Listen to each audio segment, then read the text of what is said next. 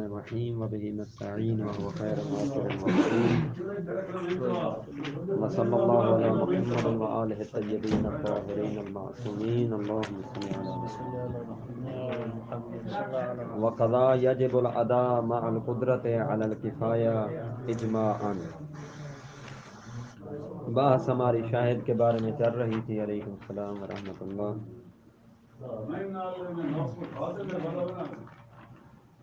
دوسری فرق سابقا انہوں نے کہا تھا کہ تحملاً انسان کے لیے وہ انسان جو شہادت کی اہلیت رکھتا ہو اس کے لیے شہادت کا تحمل واجب ہے، علی نحو وجوب الکفائی۔ ٹھیک ہے، واجب کفائی کی بنا پر تحمل شہادت ہر اس انسان کے لیے واجب ہے جو اہلیت شہادت رکھتا ہو۔ ٹھیک ہے نا جی؟ کیوں انہوں نے کہا تھا، قرآن کی آیت ہے وَلَا يَأْبَ الشُّهَدَاءُ إِذَا مَا دُعُوا، کہ جب گواہوں کو پکارا جائے تو انہیں انکار نہیں کرنا چاہیے۔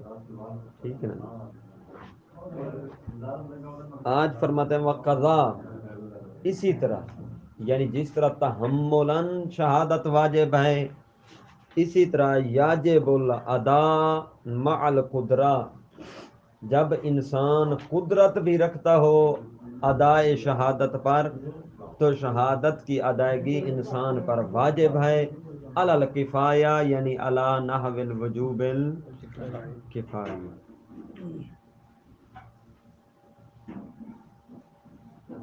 اچھا، واجب کفائی ہے اس کے لیے اجماعاً، یعنی اس میں تمام فقہا کا اتفاق ہے، اجماع۔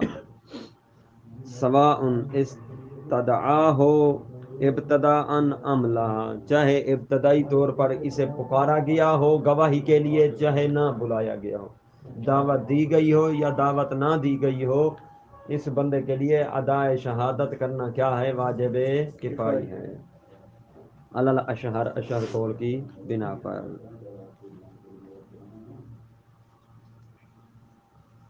اشہر قول اس کا مطلب یہ ہے کہ اس کے مقابل میں کوئی اور قول بھی ہے، مشہور ہے جو یہ اشہر اشارہ ہے نا، تو دو قول یوں بن جائیں گے۔ پہلا قول یہ بنے گا کہ چاہے ابتداءً دعوت دی گئی ہو چاہے نہ دی گئی ہو، ہر دو صورت میں شاہد جو قدرت رکھتا ہو اس کے گواہی دینا اس پر کیا ہے؟ واجب کفائی ہے۔ اس کی دلیل انہوں نے قرآن کی آیت بیان کی ہے، کیونکہ ادلہ وہ فرماتے ہیں عام ہے، ادلہ میں قید نہیں ہے کسی ایک چیز کی کہ دعوت دی جائے یا نہ دی جائے، مطلق ہیں۔ وَمَن یکتم فَإِنَّهُ آثم قلبہ، جو بھی گواہی کو چھپائے وہ کیا ہے؟ اس کا قلب کیا ہے؟ گناہگار ہے۔ یہ ایک آیت ہے سورہ بقرہ کی۔ وَأَقِیمُوا الشَّهَادَةَ لِلَّهِ، اللہ کے لیے گواہی کو قائم کرو، یہ دوسرا حکم دیا گیا ہے۔ لیکن یہ بھی قرآن کی آیت ہے سورہ الطلاق کی۔ اور اسی طرح روایت ہے جناب جابر کی امام محمد باقر علیہ السلام سے، وہ بھی اسی بات پر دلالت کرتی ہے کہ مطلقاً جو بندہ قدرت رکھتا ہو اس کو گواہی دینی چاہیے، اطلاق ہے، اس میں کوئی قید نہیں ہے استدعاء اور عدم استطاعت کی۔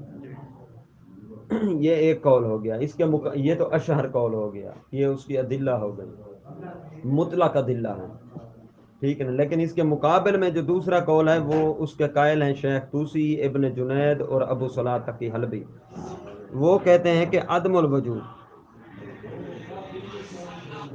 واجب نہیں ہے بندے کے لیے کیا کرنا؟ ابتداءً گواہی دینا۔ کیونکہ وہ فرماتے ہیں ہمارے پاس بھی روایات ہیں جو ان روایات اور ان آیات کی تخصیص کے لیے وارد ہوئی ہیں۔ ٹھیک ہے، ہم مانتے ہیں یہ ادلہ جو آپ نے پیش کی ہیں یہ عموم پر دلالت کرتی ہیں، ٹھیک ہے نا، لیکن ہمارے پاس ان کے لیے مخصص موجود ہے۔ وہ روایت بیان کرتے ہیں محمد بن مسلم کی عن ابی جعفر صادق علیہ الصلوۃ والسلام سے۔ ٹھیک ہے نا جی، یہ اس کے مقابلے میں قول ہوگا الا مع الخوف خوف ضرر غیر مستحق علی الشاہد او بعض المؤمنین، واجب ہے ادا شہادت ہر اس بندے پر جو قدرت رکھتا ہو، وجوب کفائی ہے، مگر اس پر واجب نہیں ہے جسے کسی ضرر کا خوف ہو. ٹھیک ہے نا، کہ اگر میں نے گواہی دی تو مجھے قتل کر دیا جائے گا، خوف ہے، وہ امراء ہیں جن کے خلاف گواہی ہے، مجھے قتل کرا دیں گے، میرے بچوں کو نقصان، میری عزت پامال کر دیں گے. مع خوف ضرر غیر مستحق، ایسے ضرر کا خوف ہو، توجہ، جو ضرر جس ضرر کا یہ مستحق بھی نہ ہو، بلا حق سے نقصان پہنچایا جائے گا. ایک ہوتا ہے حق کے ساتھ نقصان، ایک ہوتا ہے بلا حق نقصان، یہ دو چیزیں ہیں. آگے اشارہ آئے گا لیکن یہیں پر سمجھ لیں تاکہ عبارت آسان ہو جائے. ایک ہوتا ہے مستحق ضرر، ایک ہوتا ہے غیر مستحق ضرر. مستحق ضرر یعنی حق ہے اس نقصان کا، حق رکھتا ہے. ایک غیر مستحق یعنی حق نہیں. مثلا شیخ صاحب چلے نسیم صاحب کے خلاف گواہی دینے کے لیے. نسیم صاحب نے کیا کہا؟ آپ نے میرا جو قرضہ دینا ہے نا، ظلم تو نسیم صاحب کرتے نہیں ہیں لیکن کم از کم اتنا تو حق رکھتے ہیں نا، قرضہ تو مانگ سکتے ہیں ایڈوانس. وہ کہتے ہیں جو پیسے آپ نے میرے دینے ہیں میں خاموش ہوں، لیکن اگر آپ نے میرے خلاف جا کر گواہی دے دی نا، اسی جگہ پہ آپ سے لوں گا. ٹھیک ہے جی، میں آپ سریکی میں کہتے ہیں کھڑی لت. ٹھیک ہے نا، فوراً دینے پڑیں گے، چاہے مکان بھی کیوں نہ بیچنا پڑے آپ کو، وہ مکان جو ان کو ہم نے دلایا تھا. ٹھیک ہے نا جی، چاہے مکان ہی کیوں نہ بیچنا پڑے یا کوئی چیز کیوں نہ دینی پڑے، فوراً مجھے ادا کرنے ہو، چاہے موبائل چھین لوں گا میں تیرا. ٹھیک ہے نا. اب یہ حق ہے، ضرر تو ہے، اچانک دینے پڑیں گے، لیکن یہ حق ہے، مستحق ہے. آپ مستحق ہیں اس ضرر دینے کے، لے سکتے ہیں قرضہ. لیکن اس بار جو تھے نسیم صاحب نہیں تھے کہ طالب علم تھے، شریف تھے، کوئی اور ضرر پہنچاتے جو غیر مستحق ہوتا شیخ صاحب کو. علاقے کے عمراء تھے، وہ ظالم لوگ تھے. شیخ صاحب ان کے حق میں گواہی دینے، شریف بندے ہیں، سادے بندے ہیں، چل پڑے ان کے حق میں گواہی دینے قاضی صاحب کے پاس. تو انہوں نے انہیں دھمکی دیا، اگر آپ نے ہمارے خلاف گواہی دی تو آپ کو قتل کر دیں گے یا آپ کا فلاں نقصان کریں گے، جس نقصان کے یہ مستحق ہی نہیں تھے. یہ ہوتا ہے ضرر غیر مستحق. اگر ضرر غیر مستحق ہو تو پھر ان کا گواہی دینا ضروری نہیں ہے، خاموش ہو جائیں. چاہے وہ ضرر خود شاہد پر آنا ہو، علی شاہد پر آنا ہو، او بعض المومنین، یا بعض مومنین پر آنا ہو، دوسرے مومنین کو ضرر پہنچائیں ان کی گواہی کی وجہ سے. ٹھیک ہے نا، یہ بھی ہستی ہیں، یہ طاقتور ہیں، لیکن ان کو تو کچھ نہیں کہیں گے. علاقے کے جو غریب مومنین ہیں پھر ان کا غصہ ان پر نکالا جائے گا جس کے وہ مستحق نہیں ہیں، پھر بھی یہ گواہی نہ دیں. ٹھیک ہے نا. اچھا، واحترز بغیر المستحق عن مثل ما لو كان للمشهود عليه حق على الشاهد. واحترز بغیر المستحق، غیر مستحق کی قید لگا کر مصنف علیہ الرحمٰن نے احتراز کیا ہے. بچے ہیں کس سے؟ ان مثل، اس جیسی مثال سے جو میں نے پہلے بیان کی ہے شیخ صاحب کے ذریعے سے، وہ مستحق والی کہ ما لو کان للمشہود علیہ، وہ بندہ جس کے خلاف گواہی دی، مشہود علیہ جس کے خلاف گواہی دی جا رہی ہے، ٹھیک ہے نا، اس کا کیا ہو؟ حق ہو، علی الشاہد، علی ذمت شاہد، ان کا مشہود علیہ کا حق ہے ان کے ذمے میں، انہوں نے لینا ہے قرضہ. لا یطالبہ بہ، یہ اس اپنے حق کا مطالبہ نہیں کر رہے تھے ان سے. لا یطالب مشہود علیہ، ہو شاہد، بہی حق، حق کا مطالبہ شاہد سے نہیں کر رہے تھے، لیکن اگر اس نے گواہی دی تو پھر فوراً کر لیں گے. ٹھیک ہے نا جی. یہ اس بنا پر وہ گواہی سے نہ ڈریں، پھر بھی ان پر وجوب کھڑا ہے. وجوب ساکت اس بنا پر نہیں ہوگا، کیوں؟ یہ ضرر مستحق ہے. اچھا واحترضا ہے نا، واحترضا عن غیر مستحق کی قید لگا کر بچ گئے ہیں مستحق سے، کہ غیر مستحق کا ضرر ہو تو پھر کیا ہے واجوب ساقط ہو جائے گا، اگر مستحق ضرر ہو تو پھر وجوب ساقط نہیں ہوگا، یوں کہیں۔ وینشا ان شہادت ہی المطالبہ، اور کیا ہو شہادت ہی شہادت شاہد، شاہد کی شہادت کی وجہ سے مطالبہ کیا ہو جائے پیدا ہو جائے، پہلے تو نہیں مانگ رہا تھا اب مانگے گا، تو فلا یکفی ذالک، یہ مطالبے کا پیدا ہو جانا گواہی کی وجہ سے یہ کافی نہیں ہے فی سقوط الوجوب، وجوب کے ساقط ہونے میں، یعنی اس صورت میں وجوب ساقط نہیں ہوگا، کیوں؟ مشہود علیہ کون ہے؟ صرف اپنا حق مانگ رہا ہے، شریف ہے، لأنہ ضرر مستحق، کیونکہ یہ ضرر کیا ہے مستحق ہے، ٹھیک ہے نا۔ انما یجب الادا، فرماتے ہیں سوائے اس کے نہیں کہ شہادت واجب ہے، شہادت کی ادائیگی واجب ہے، مع ثبوت الحق، بے شہادت ہی، جب حق کیا ہو جائے ثابت ہو، بے شہادت ہی، بے شہادت شاہد، جب اس شاہد کے شہادت کے ذریعے سے حق ثابت ہونا ہو تو اس شاہد پر گواہی دینا کیا ہے واجب ہے، ادا کرنا گواہی کو واجب ہے۔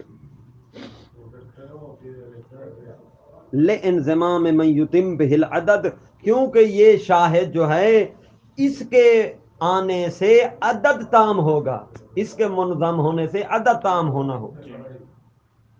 ایک صورت یعنی ایک شاہد پہلے کھڑا ہے، ایک شاہد قبلہ صاحب ہیں، یہ شامل ہوں گے تب جا کر دو شاہد بنیں گے اور عدد کیا ہوگا تام ہوگا، تو ان پر کیا ہے گواہی دینا واجب ہے، واضح۔ اول انضمام حلف المدعی، یا ان کی گواہی منظم ہونی ہو مدعی کے حلف کے ذریعے ساتھ، کب ان کانا مما یثبت بشاہد و یمین، جب دعویٰ ایسی چیز کا ہو جو ایک گواہ اور ایک یمین کے ذریعے سے ثابت ہو جاتا ہے۔ ایک صورت یہ ہے کہ ایسا دعویٰ ہے جہاں دو گواہوں کی ضرورت پڑتی ہے، کتنے گواہوں کی؟ دو گواہوں کی، تو اس صورت میں کیا ہوگا، ایک شاہد ہے دوسرا یہ شاہد منظم ہوں گے، ایک یہ ہے کہ نہیں دعویٰ ایسا ہے کہ جہاں ایک گواہ کی ضرورت ہوتی ہے ساتھ مدعی کی قسم چل جاتی ہے، تو گواہ یہی ایک ہیں، پھر بھی ان پر واجب ہے۔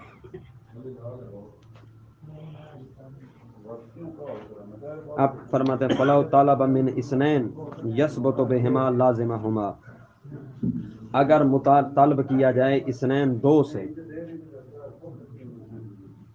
دو بند دونوں گواہوں کو طلب کیا جائے، اچھا یثبت فی ما یثبت بہما، اس مورد میں جب دعویٰ ایسا ہو کہ ثابت چیز کن ذریعے سے ہوگی دو گواہوں کے ذریعے سے، لازمہ ہوما، تو دونوں گواہوں پر لازم ہے کیا کرنا ادائے شہادت کرنا، گواہی دینا۔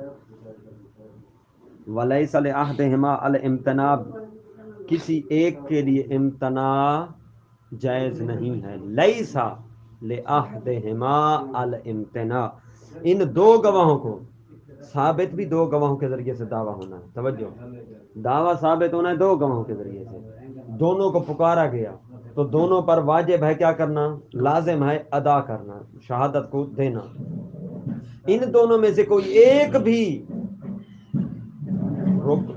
ترک نہیں کر سکتا شہادت کو، یہ نہیں کہہ سکتا کہ میں شہادت نہیں دیتا، میری شہادت کی جگہ مدعی سے قسم لے لو، نہیں ایسا نہیں کیا جاتا۔ بنا علی الاکتفاء، وہ رک کیوں رہا ہے اس بنا پر کہ وہ اکتفا کر رہا ہے بحلف المدعی مع الاخر، کہ ایک شاہد کھڑا ہے اس کے ساتھ، اس شاہد کے ساتھ مدعی سے ایک حلف لے لو مجھ سے گواہی نہ لو، ایسا نہیں کیا جا سکتا، بلکہ یہ گواہ اس پر واجب ہے کہ یہ گواہی دے۔ لأن من مقاصد الاشہاد والتبرؤ عن الیمین، من مقاصد الاشہاد التبرؤ عن الیمین، کیونکہ گواہی کے مقاصد میں سے ایک مقصد ہی یہی ہے کہ یمین سے بچا جائے، گواہ اس لیے طلب کیے جا رہے ہیں تاکہ قسم نہ اٹھانی پڑے کسی کو، کیونکہ قسم اٹھانے سے ممنوعیت وارد ہوئی ہے چاہے سچی قسم ہی کیوں نہ ہو، بہتر یہ ہے کہ سچی قسم بھی نہ اٹھاؤ. التبرع یعنی بچنا. ولو کان شہود ازید من اثنین، اب فرماتے ہیں اگر گواہ دو سے زیادہ ہوں. ٹھیک ہے نا جی. مثلا 6 گواہ ہیں، 5 گواہ ہیں، 5 گواہ تھے. فیما یثبت بہما، لیکن دعویٰ ثابت کن کے ذریعے سے ہونا ہے؟ 2 کے ذریعے سے. آسان. دعویٰ ثابت مدثر صاحب 2 کے ذریعے سے ہونا ہے. گواہ کتنے ہیں؟ 2 سے زیادہ. نہیں، 2 سے زیادہ کتنے ہیں؟ کتنے میں نے عرض کی؟ 5 ہیں، 4 ہیں، 2 ہیں. ویسے میں نے کتنے عرض کیے ہیں؟ 6. دیکھا نا، فصابہ تھا. ہیں ایسے کہتا تو یہ کہتے میں 7 ہوں. لو کان شہود ازید من اثنین، مثلا 5 6 ہیں، 2 سے زیادہ ہیں. فیما یثبت بہما، اور دعویٰ ثابت ہونا ہے 2 کے ذریعے سے قبلہ. تو واجب علی اثنین منہا، ان 5 6 میں سے جو 2 ہیں، ان 2 پر واجب ہے کہ یہ گواہی دیں. کفایتاً، لیکن واجب کفائی کیوں ہے؟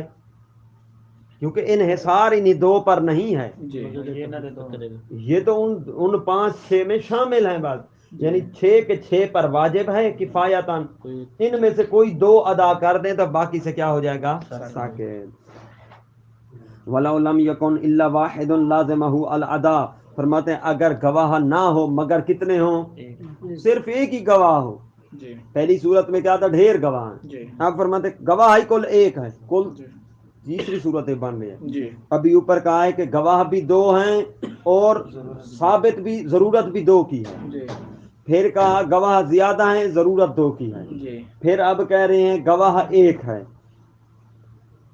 لازمہ الادا، یہ ایک تو آئے نا گواہی دے، اس پر واجب ہے. ان کان مما یثبت بشاہد و یمین، اس صورت میں اس ایک پر واجب ہے آ کر گواہی دینا جب دعویٰ ایسا ہو جو ایک گواہ اور ایک قسم کے ذریعے سے ثابت ہونا ہو. تو یہ ایک گواہ آئے گا، اس پر واجب ہو جائے گا، یہ آ کر کیا کرے؟ گواہی دے، اور ساتھ مدعی کیا کرے گا؟ قسم اٹھائے گا.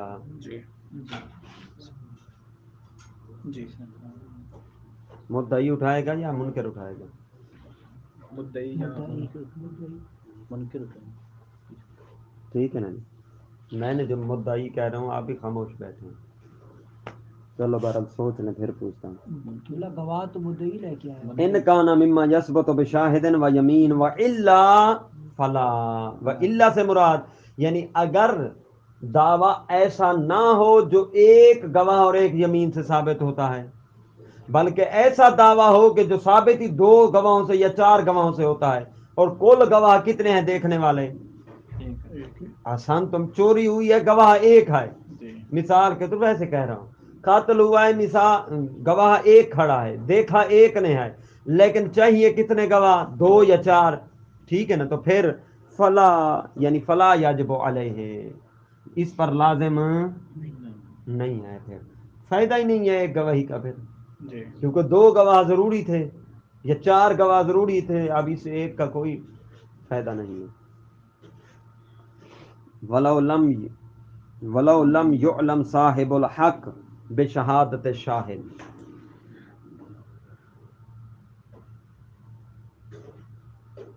اچھا، اگر صاحب حق معلوم نہ ہو گواہ کی گواہی کے ذریعے سے کہ حق کس کا ہے، گواہی کے ذریعے سے ثابت نہ ہو، واجب علیہ، واجب علی الشاہد تعریفہ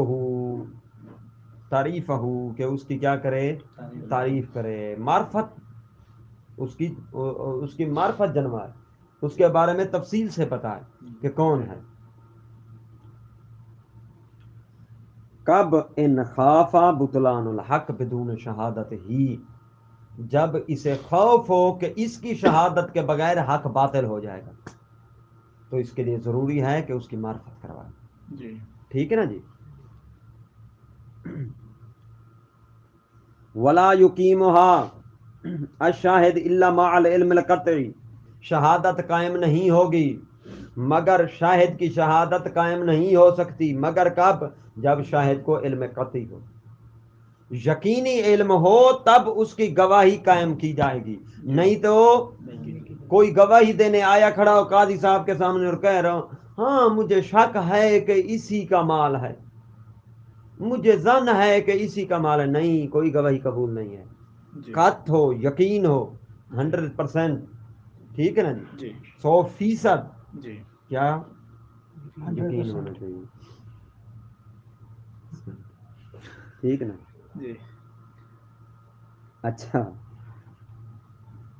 ولا یکفی الخط بہا، اب اس شہادت کے بارے میں خط کافی نہیں ہے، مدعی بڑے سمجھدار تھے، گواہ بہت سادہ تھا، ٹھیک ہے نا، مدعی صاحب نے گواہ کو ایک پرچہ لکھ کر دے دیا، ٹھیک ہے نا، کہ اسے پڑھ لے، یہی پڑھ کر تو نے گواہی دینی ہے، اسے پڑھ کر تو نے سیم یہی گواہی دینی ہے، ٹھیک ہے نا، یہ نہیں چلے گا، وَإِنْ حَافِظَهُ بِنَفْسِهِ، اگرچہ حرم میں جا کر بیٹھے اور اسے رٹا لگا کر یاد ہی پرچے کو کیوں نہ کر لیا، ٹھیک ہے نا جی، پھر بھی نہیں چلے گا، وَآمَنَ التَّزْوِيرُ، اور تبدیلی سے بھی امان ہو، یہ بھی امن ہے کہ شاہد صاحب نے کوئی تبدیلی بھی نہیں کی، اتنا شریف ہے کہ جو انہوں نے پرچہ دیا اسی کا رٹا لگا رہا ہے، ٹھیک ہے نا جی، پھر بھی خط کے ذریعے نہیں چلے گا بلکہ شاہد صاحب کو خط ہونا چاہیے، آپ فرماتے ہیں وَلَوْ شَاهِدَ مَعَهُ ثِقَّةٌ، اگرچہ فرماتے ہیں وَلَوْ شَاهِدَ مَعَهُ ثِقَّةٌ، اگرچہ فرماتے ہیں خط کے ساتھ سکہ بھی گواہی دے دے پھر بھی ثابت نہیں ہوگا علی اصح القولین، اصح قولین میں سے اصح قول کی بنا پر، ایک تو خط یہ ہے ان کے پاس، ان کے خط کے ساتھ ساتھ سکہ بھائی ہیں، انہوں نے بھی ساتھ گواہی دے دی کہ واقعا یہ ٹھیک ہے، پھر بھی نہیں چلے گا، ٹھیک ہے نا جی، اچھا کیوں؟ لقول النبی صلی اللہ علیہ وآلہ وسلم من اراہ الشمس، اس بندے کے بارے میں نبی کا قول ہے جس نے سورج کو آنکھوں سے دیکھا ہو،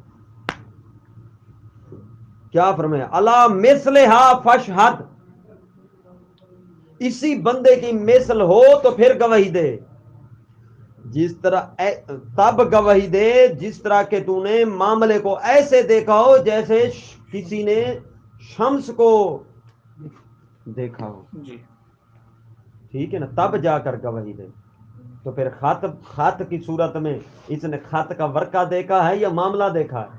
خط کا ورقہ دیکھا ہے، معاملہ تو دیکھا ہی نہیں ہے، سورج کی طرح دیکھنا تو دور کی بات ہے، او دع یعنی الا دع، یعنی اگر تو نے سورج کی طرح نہیں دیکھا تو دع یعنی اترک، چھوڑ دے، گواہی نہ دے، اگر تو نے اس طرح نہیں دیکھا ہوا معاملہ کو تو پھر گواہی نہ دے، چھوڑ دے، وکیل والا قول ہے اذا شاہد یہ اصح قول کے مقابل میں قول آ رہا ہے، کیل والا قول ہے اذا شاہد معه ثقہ، اگر خط کے ساتھ سکہ گواہی دے دے، وکان المدعی سکہ، اور مدعی بھی سید پاک تھے، سکہ تھے، تو اس صورت میں اقامہا، تو شاہد اس شہادت کو کیا کر دے گا؟ قائم، بما عرفہ من خطہ و خاتمہ، وہی شہادت قائم کرے گا شاہد جو اس نے ورقہ یاد کیا ہوا تھا اسی کے مطابق، اور جو مہر انہوں نے لگائی تھی مختوم تھی، یہ کیل والے کہتے ہیں کیونکہ ایک تو سکہ نے ساتھ گواہی دے دی ہے، دوسرا مدعی خود سکہ ہے، شریف ہے، ٹھیک ہے نا جی، جھوٹا نہیں ہے، استناداً الی روایت شاذہ، ان کیل والوں کی دلیل جو ہے ایک نسبت دی ہے انہوں نے ایسی روایت کی طرف جو بہت کم پائی جاتی ہے، شاذہ ہے، روایت جو ہے عمر بن یزید سے ہے، ٹھیک ہے نا، روایت لکھی ہوئی ہے شروعات میں، اب آگے چل یہ بات ختم، آگے فرماتے من ناقلا عن شیعت، جواز شہادت بقول المدعی اذا خان اخا فی اللہ معہود الصدق فقد اخطا فی نقلہ، یہ بات ختم قبلہ، ایک ہی بات ہے آگے، کوئی چیز نہیں ہے، یہ لمحہ کے علاوہ بھی ویسے ذہن پہ بٹھانے والی بات ہے، بہت اہم مسئلہ ہے، ٹھیک ہے نا، بعض لوگوں نے لکھا ہے آما نے لکھا ہے یہ مسئلہ کہ اگر مسلمان کے بارے میں کہہ دے، گواہی دے دے، تو اس کی گواہی ثابت ہے، جائز ہے، ٹھیک ہے نا۔ مسلمان کی ایک ہی کافی ہے، کہہ دے تو اسے سچا سمجھا جاتا ہے، مسلمان کا قول سچائی پر حمل کیا جاتا ہے۔ اور انہوں نے مطلقاً یہ کہا ہے، مطلقاً انہوں نے اس بات کی پھر لکھ کر نسبت دی ہے شیعوں کی طرف کہ یہ شیعوں کا فتویٰ ہے، یہ شیعوں کا مسئلہ ہے، یہ شیعوں کی فقہ ہے، شیعہ اسی کے قائل ہیں، ٹھیک ہے۔ اب اس کا رد کر رہے ہیں مصنف فرماتا ہے من نقلا ان شیعہ، جس کسی نے بھی نقل کیا ہے شیعہ کے حوالے سے، شیعوں کے بارے میں، کس چیز کو نقل کیا ہے کسی نے؟ جواز و شہادت بقول المدعی، کہ جائز ہے شہادت دینا بقول المدعی، مدعی کے قول کے ذریعے سے، اذا کان اخن فی اللہ، جب مدعی اور دوسرا کیا ہو، آپس میں اللہ کے بارے میں بھائی ہوں، یعنی مسلمان ہوں۔ فقط مدعی کہہ دے کہ تو میرے بارے میں گواہی دے، دیکھیے گا کیا کہنا، مدعی قبلہ صاحب ہیں، مسلمان ہیں، اچھے ہیں، انہوں نے کہا کہ میرا معاملہ یہ ہے، شیخ صاحب آپ میرے بارے میں یہ گواہی دے دیں، حالانکہ شیخ صاحب نے کوئی دیکھا ہے معاملے کو نہ کچھ، ان کے کہنے پر یہ گواہی دے دیں۔ وہ کہتے ہیں بعض نے لکھا اور بات منسوب کی شیعوں کی طرف کہ شیعہ اس بات کو جائز کہتے ہیں، واضح ہے یا نہیں؟ کیوں انہوں نے حمل کیا ہے صدق پر بھائی، کہ مسلمان کا قول صدق، جب انہوں نے کہہ دیا نا کہ تو دے گواہی میرا یہ معاملہ ہے، تو وہ گویا کہ سچ بول رہے ہیں، یعنی وہ کہنا چاہتے ہیں ہر مسلمان گویا کہ سچ بولتا ہے۔ اور نسبت اس بات کی کس کی طرف دی ہے کہ یہ شیعوں کا قول ہے، حالانکہ شیعہ اس چیز کے قائل نہیں ہے کہ جو مسلمان ہے وہ سچ بولتا ہے، مسلمان بھی تو جھوٹ بولتے ہیں، بڑے بڑے جھوٹ بول رہے ہیں، ٹھیک ہے نا جی۔ شاید ہم دوسروں سے آگے نہ بڑھ گئے ہوں جھوٹ میں اس وقت آج کل کے دور میں۔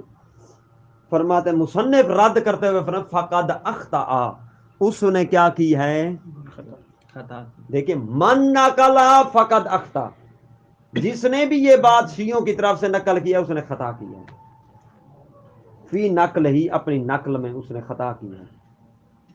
کیوں؟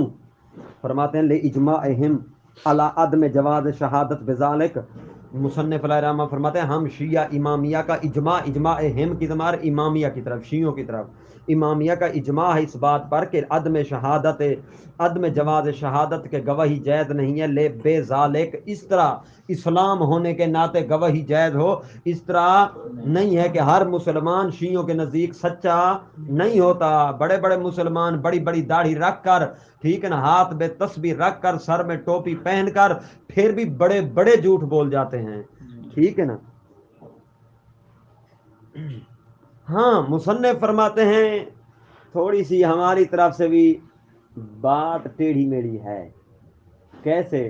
وہ فرماتے ہیں نعم ہوا مذہب محمد بن علی الشلمغانی، یہ جو بات ہے نا کہ مسلمان کی بات سچ پر حمل کرو، جب اس نے کہہ دیا ہے تو اس کے بارے میں گواہی دی جائے گی اور اسے تسلیم کیا جائے گا، یہ مذہب کس کا ہے؟ محمد بن علی شلمغانی کا ہے۔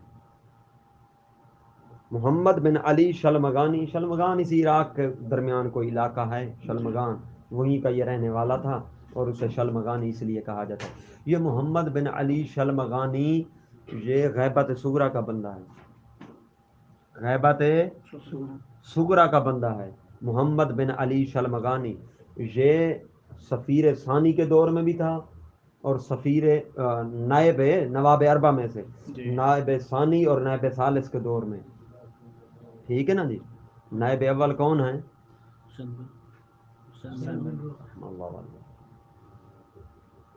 ٹھیک ہے نا جی، عثمان بن سعید، اور دوسرے کون ہیں؟ محمد بن عثمان، اور تیسرے ہیں حسین بن روح، اور چوتھے کون ہیں؟ علی بن محمد الثنوی، یہی تو یاد رکھا کریں نا، ہمارے وقت کے امام کے حوالے سے جتنی گفتگو ہے، جمعہ کا دن مختص کیا کریں تھوڑا امام زمان علیہ الصلوۃ والسلام کے لیے، کم از کم، کم از کم. ویسے تو ہر وقت ہمارے وقت کے امام ہیں، ٹھیک ہے نا. شلمغانی یہ ان کے دور کا ہے، اور یہ پہلے تو شیعہ تھا، صحیح مذہب تھا، لیکن بعد میں یہ کیا ہو گیا، یہ پھر گیا. کیوں؟ اسے امید تھی یہ فقہ کا عالم بڑا بن رہا تھا، روایات جمع کرتا تھا، اس لیے کہ میں امام کا نائب بنوں گا. جب نیابت اسے نہ ملی، نیابت مل گئی محمد بن عثمان کو یا حسین بن روح کو، تو پھر یہ مرتد ہو گیا. ٹھیک ہے نا جی. پھر اس نے غلو کیا، یہ غالی بن گیا تھا. پھر اس نے اپنی دکان کھول لی تھی کہ ادھر سے اب پیسہ نہیں آئے گا. اس کا مقصد نیابت لینے کا پیسہ تھا. توجہ، یعنی کچھ مجتہد جو ہوتے ہیں مرجع بنتے ہیں صرف دین کے لیے، اور کچھ بیچ میں سے ایک آدھ ایسے بھی آ جاتے ہیں جن کا ہدف پیسہ جمع کرنا ہوتا ہے. تو ان کے درمیان پہچان ہونی چاہیے. یہ نائب بننا چاہتا تھا، لیکن کس لیے؟ ہدف کیا تھا؟ پیسہ جمع کروں گا، بٹوروں گا. ٹھیک ہے نا. جب یہ نائب نہیں بنا، امام تو جانتے تھے نیابت اس لیے نہیں ملی، تو پھر اس نے کہا میں اپنا کیوں نہ الگ دکان کھول لوں جہاں سے پیسہ کماؤں. تو اس نے غلو کرنا شروع کر دیا. اسی کے وہ نظریات ہیں کہ اللہ علی میں حلول ہو جاتا ہے، حل ہو جاتا ہے. یہ حلول کا نظریہ کہ اللہ علی میں سما گیا، یہ اسی کے نظریات ہیں. ٹھیک ہے نا. علی اللہ ہے، یہ اسی محمد بن علی شلمغانی کے ہیں. علی اللہ ہے، یہ اسی کے نظریات ہیں. ٹھیک ہے نا جی. اچھا، الازاکری، محمد بن علی شلمغانی الازاکری اس کا لقب ہے. ٹھیک ہے نا. نسبت الی ابی الازاکر، ابن ابی ازاکر اسے کہا جاتا ہے، معروف ہے کتب میں. چاہے محمد بن علی شلمغانی لکھا ہو یا ابن ابی الازاکر لکھا ہو، یہ ایک ہی بندہ ہے. ازاکر یعنی بالعین المحملہ، یعنی عین نقطے والی نہیں، غین نہیں، عین. وزا والقاف والرا، اخیراً آخر میں را ہے اس کے. من الغلات، یہ ازاکری کن میں سے ہے؟ غالیوں میں سے ہے. لعنہ اللہ، شہید ثانی فرماتے ہیں اس پر اللہ کی کیا ہو؟ لعنت ہو. اچھا، اب حل بھی بتا رہے ہیں ہم. سوال کریں گے قبلہ شہید اول و شہید ثانی صاحب، جب یہ تھا ہی ہم سے نہیں، تو پھر لوگوں نے اس کی بات کو شیعوں کے ساتھ کیوں منسوب کیا ہے؟ تو فرماتے ہیں وجہ شبہات، اس شبہ کی وجہ کیا ہے کہ لوگوں نے کہا کہ یہ مسئلہ شیعوں کا ہے، حالانکہ یہ شلمغانی کا ذاتی تھا. یہ تھا کہ علی من ناسب ذالک الی الشیعہ، کہ یہ شلمغانی پہلے منسوب تھا شیعوں کی طرف. ٹھیک ہے نا. ان ھذا الرجل الملعون کان منہم اولا، یہ شیعوں میں سے ابتدان تھا. ٹھیک ہے نا جی. وصنف کتابا سماہ کتاب التکلیف، اور اس نے ایک کتاب بھی فقہ کی لکھی تھی، فقہ کی، اور اس کا نام لکھا تھا تکلیف.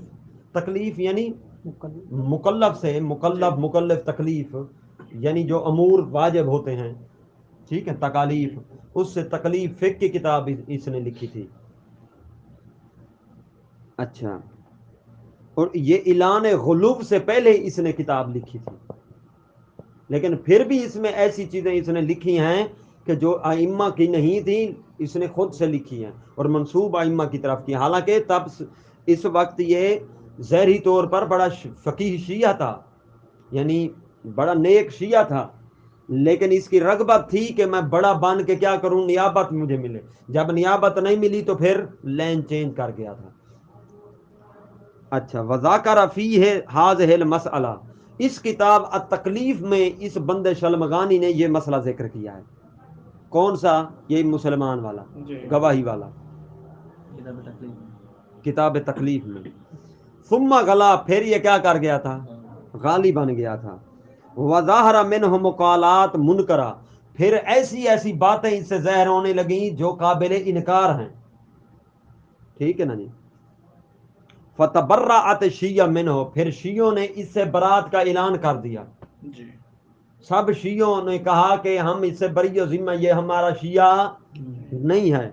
وخارج فی توقیعات، اور اس کے بارے میں، اسی شلمغانی کے بارے میں توقیعات بھی آئی ہیں کثیرہ، بہت ساری، من الناحیت المقدسہ، مقدس جانب سے، یعنی امام علیہ الصلوۃ والسلام کی طرف سے اس کے بارے میں بہت ساری توقیعات پھر آئی ہیں. یعنی اس کے بارے میں امام نے پھر روکا، اس پر لعنت کی ہے. کس کے ہاتھ آئی ہیں؟ علی ید ابی القاسم بالروح، ٹھیک ہے نا، حسین بالروح، ابی القاسم کنیت ہے حسین بالروح کی، ٹھیک ہے نا. وکیل الناحیہ، جو ناحیہ مقدسہ کا کیا تھا؟ وکیل تھا، یعنی امام علیہ الصلوۃ والسلام کا وکیل تھا. کون؟ حسین بالروح. یہ کون سے نمبر پہ وکیل ہیں؟ تیسرے نمبر پہ. فآخذہ السلطان، جب اس نے غلو کرنا شروع کیا، ٹھیک ہے نا، کہ اللہ علی میں حلول کرتا ہے، آ جاتا ہے، اور اس نے جب یہ کہا علی اللہ ہے، اور پھر تفویض کے اعلان کیا اس نے کہ سارے امور اللہ نے علی کو دے دیے اور خود ہاتھ پہ ہاتھ رکھ کے ایسے ہی فارغ ہے، ٹھیک ہے نا، اب اللہ کے ہاتھ میں کوئی چیز نہیں ہے. جب اس طرح کی باتوں کا اعلان کیا تو فآخذہ السلطان، پھر اس کو سلطان نے پکڑا، وقاتلہ، اور اس کو قتل کر دیا حاکم وقت نے. فمن رآ ھذا الکتاب، پس جس نے بھی پھر اس کتاب کو دیکھا، تکلیف کو، وہو علی اسالیب شیعہ، اور یہ شیعہ اسلوب کی بنا پر لکھی گئی تھی، کیونکہ غلوب کے دور سے پہلے اس نے لکھی تھی، ٹھیک ہے نا جی. وَأَصُولِهِمْ، اور شیعہ اصول کے مطابق لکھی گئی تھی. توہما، پھر جس نے بھی اس کتاب کو دیکھا، وہاں فمن رآ توہما، جس نے اس کتاب کو دیکھا اسے وہم ہوا. کیا وہم ہوا؟ کہ انہو منہم، اس کتاب میں جتنے فتاوے ہیں وہ شیعہ اسلوب کے مطابق ہیں، اس لیے اس کتاب کو پڑھنے والوں نے کہا کہ وہ شلمغانی بھی شیعہ ہے، ٹھیک ہے نا، اس لیے وہم ہوا کہ وہ شیعہ ہے. وہم بریئون منہ، حالانکہ شیعہ اس سے بری ہیں. حالت کیا ہے کہ شیعہ اس سے کیا ہیں؟ وذکر شیخ المفید رحمہ اللہ، اور شیخ مفید رحمہ اللہ نے ذکر کیا ہے کہ انہ لیس فی الکتاب ما یخالف الشیعہ، کہ اس کتاب میں کوئی ایسی چیز نہیں ہے جو شیعہ کے مخالف ہو، سوا ھذہ المسئلہ، سوا اس مسئلہ کے، کہ یہ جو اس نے کتاب لکھی ہے صرف ایک مسئلہ یہی شہادت کا ہے کہ جو اس نے شیعہ مذہب کے اصول کے مخالف لکھا ہے، باقی شیعہ اسلوب پر ہی لکھی ہے. لیکن سنیے گا، اسے ویسے ختم ہو گیا ہے اس ریکارڈنگ کے دوران ہی، کہ حسین بن روح سے روایت ہے. حسین بن روح کو جب پتہ چلا نا کہ اس نے کتاب التکلیف لکھی ہے، ٹھیک ہے نا، حسین بن روح کو پتہ چلا کہ جب اس نے کتاب التکلیف لکھی ہے علی بن محمد شلمغانی نے، تو حسین بن روح نے کہا کتاب اس کی لے آؤ. نائب امام تھے، آخر ایک معیار تھا شیعوں میں، شیعوں کا مرجع یہی تھے حسین بن روح، سید بھی نہیں تھے، ٹھیک ہے نا، شیعوں کا مرجع اس وقت حسین بن روح تھے. اچھا، مرجع دینی کا حکم تھا، لے آؤ. لے آئے کتاب، حسین بن روح نے پڑھی. شیخ طوسی نے اپنی کتاب غیبت شیخ طوسی میں یہ روایت ذکر کی ہے، یہ واقعہ جو میں بیان کر رہا ہوں حسین بن روح کا، شیخ طوسی علیہ الرحمہ نے اپنی کتاب غیبت طوسی میں، ٹھیک ہے نا. لے آؤ کتاب، حسین بن روح نے کتاب آ گئی، حسین بن روح نے پڑھا.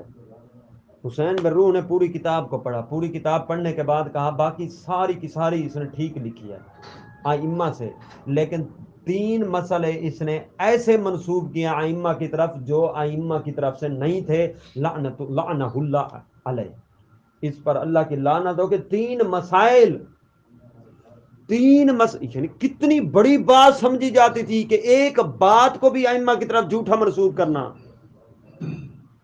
3 اس نے مسئلے ذکر ایسے کیے منسوب ائمہ کی طرف جو ائمہ کی طرف سے نہیں تھے، اور اس پر کیا ہو؟ اللہ کی لعنت ہو. توجہ، ٹھیک ہے نا.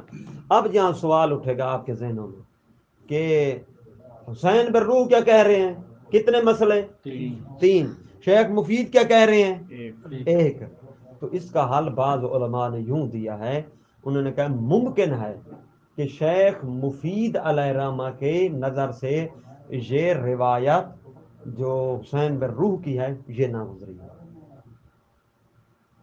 ٹھیک ہے نا، اس لیے انہوں نے العقل ایک کہا ہو۔ اور وہ تین مسئلے کیا ہیں قبلہ؟ یہ ایک تو یہی مسئلہ شہادت ہے، اور دوسرا مسئلہ تحدید قر پانی کی حد بندی، اس نے اپنی طرف کوئی پتھر مارو پانی میں پتہ نہیں غائب ہو جائے کس طرح تو پھر وہ قر ہوگا، نہیں تو نہیں ہوگا، پتھر مار کے یعنی چیک کرنا اس طرح کا کوئی۔ اور تیسرا کیا ہے؟ پاؤں کے بارے میں اس نے کہا ہے کہ کیا کیا جائے، اگر پاؤں بندہ بھول جاتا ہے مسح کرنا تو دھو لیتا ہے، مسح نہیں کرتا دھو لیتا ہے تو پھر بھی اس کا وضو صحیح ہے۔ دلیل یہ ہے کہ اس نے اذیت کام انجام دیا الٹا، مسح ہے تھوڑے سا پاؤں کو گیلا کرنا، اس نے تو پورا پاؤں گیلا کر لیا ہے، لہذا ٹھیک ہے۔ تو یہ مسائل ائمہ کی طرف سے نہیں تھے، اس نے منسوب کیے ہیں، تو اس پر اللہ کی لعنت ہو۔ اور یہ کہا گیا کہ فقہ رضوی جو منسوب ہے امام رضا کی طرف کر دی گئی ہے، وہ یہ بعض نے کہا ہے کہ یہی کتاب تکلیف ہے جو اس نے لکھی تھی۔ کیوں؟ انہوں نے کہا ہے کنایا یہ ہے کہ یہی تینوں مسئلے فقہ رضوی میں موجود ہیں جو ہماری فقہ کے خلاف ہیں، شریعت مقدسہ کے خلاف ہیں، ائمہ کے قول کے خلاف ہیں، یہ تینوں مسئلے اس فقہ رضوی میں موجود ہیں۔